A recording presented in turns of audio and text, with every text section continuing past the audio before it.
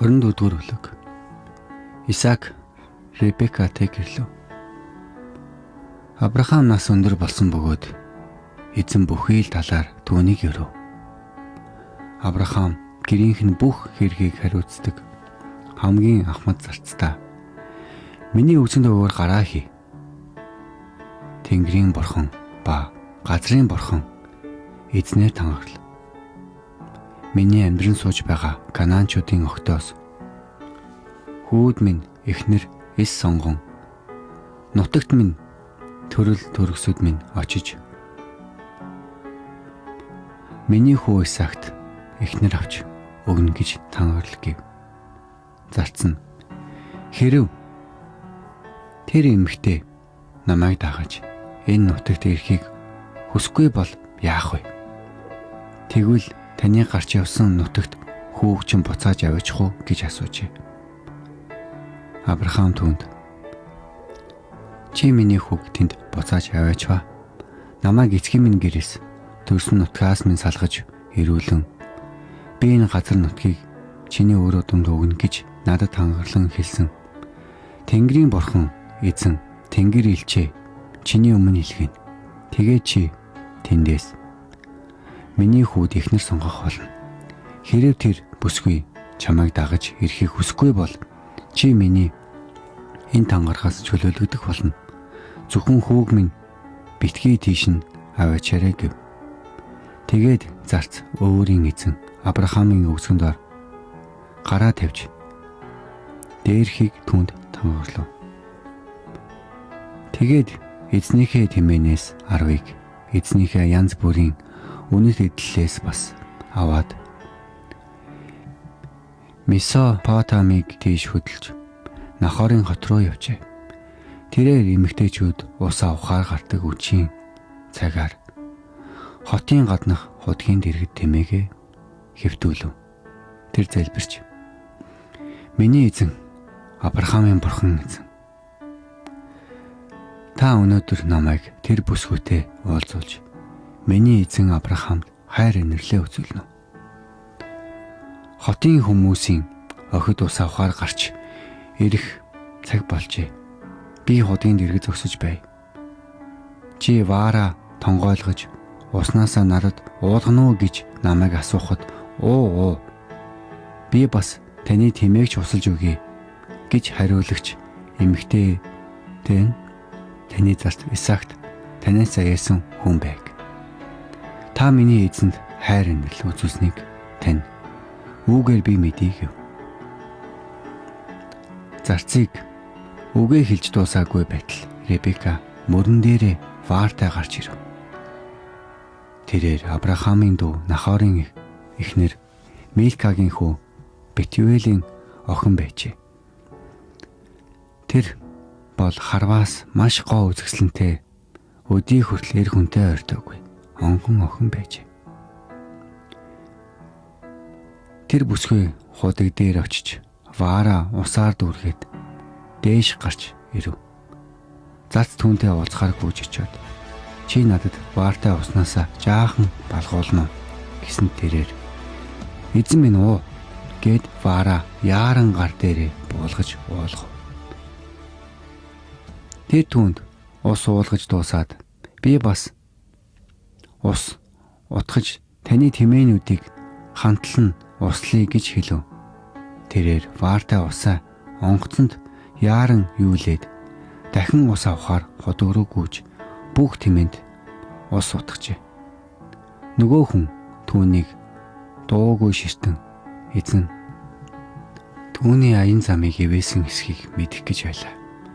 Тэмээнүүдээ ус ууж дуусны дараа тэр хүн хагас шикелийн жинтэй алтан гарих 10 шикелийн жинтэй хос алтан богоочийг түүнд авч өгөөд чи хэний охин бэ?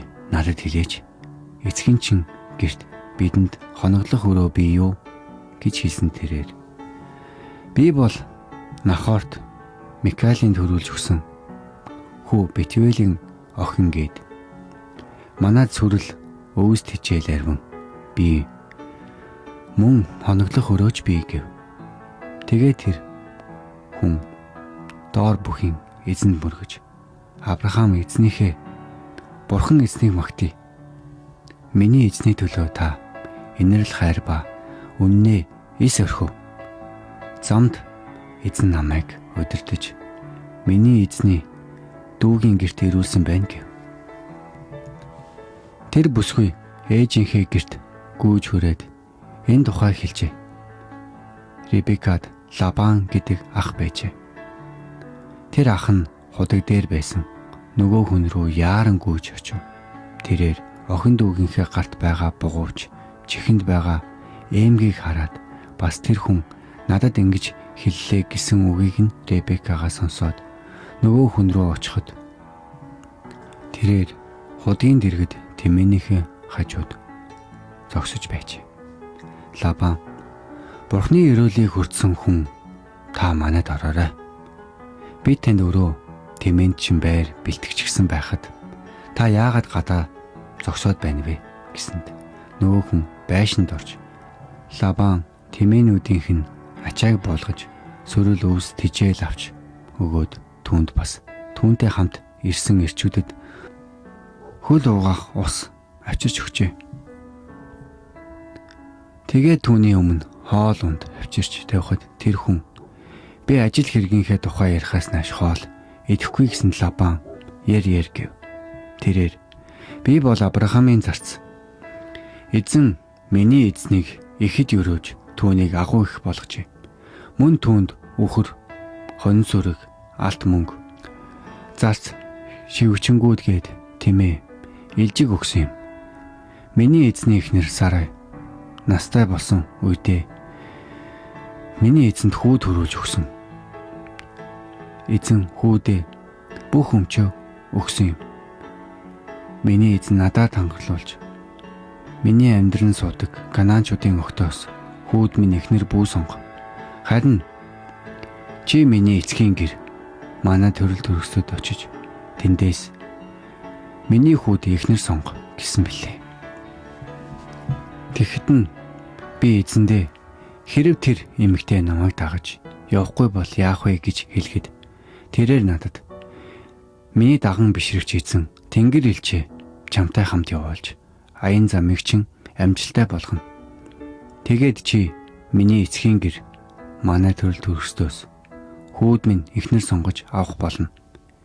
Чи манай төрөл төрөсtöд хурж очсон үедээ энэ тангархын гэрээнээс чөлөөтэй болно. Тэд чамд охиноо өгөхгүй байсан ч чи энэ тангархын гэрээнээс чөлөөтэй болно гэв. Би өнөөдөр худаг дээр ирээд миний эзэн Авраамийн бурхан эзэн хэрэг та сойрхвол аян замыг минь амжилттай болгож өгнө. Би худгийн дэргэд зогсож байна. Залуу бүсгүйг ус авахар ирвэл би түүнд чи ваартаа уснасаа надад жаахан уулгано гэж хэлье.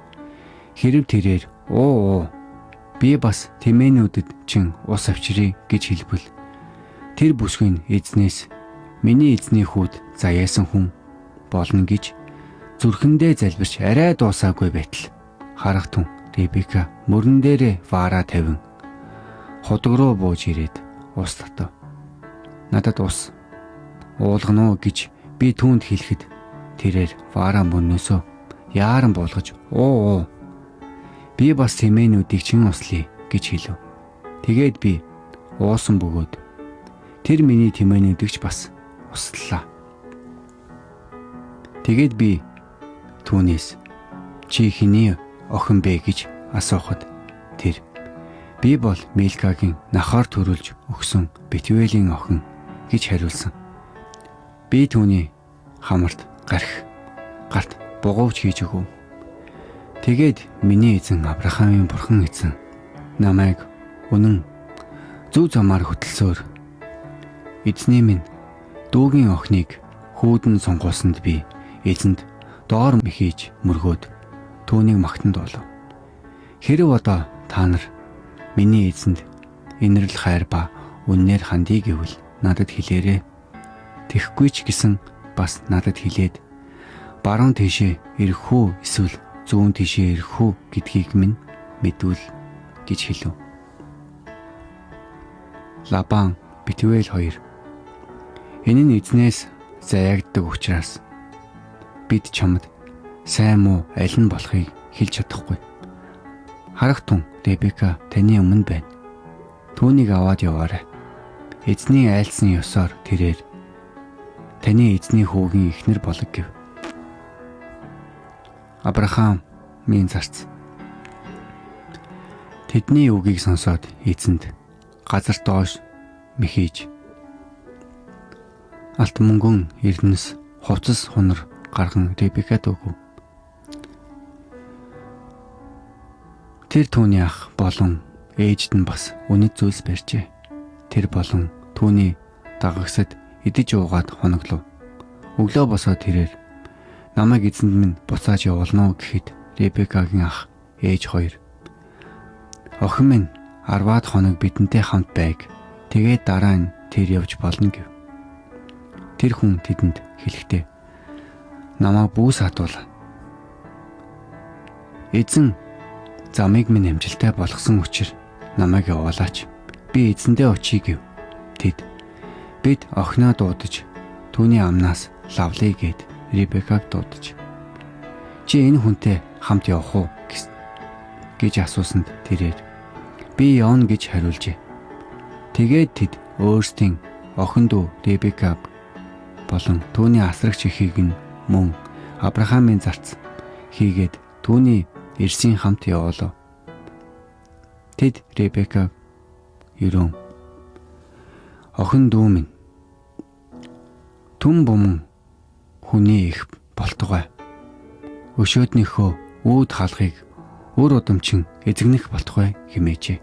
Ребека болон түүний шивгчид босцоож тэмээндээ мордон тэр хүнийг даган хөдөлж зарцсан Ребекаг аваад явлаа. Энэ үед Исаак Бээр Лахай Регоос хурч ирсэн байлаа.